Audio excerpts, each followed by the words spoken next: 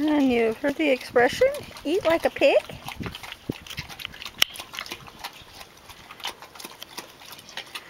There's your Porky and Gracie, our foster piggies. And they are very sweet. They don't steal each other's food. They're just very mellow piggies. We think they're brother and sister, and they're about 10 years old. They're healthy. When they came, their feet looked like pixie shoes. They were totally curled up in a circle. And we took care of that first day.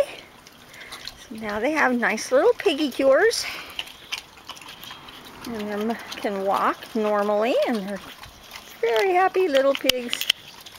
They're quite content to just sleep all day in the shade or in their water puddles.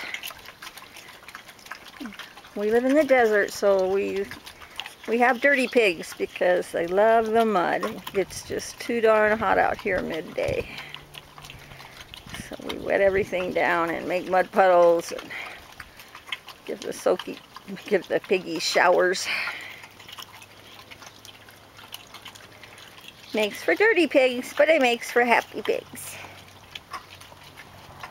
Bye-bye, guys. Finish your supper.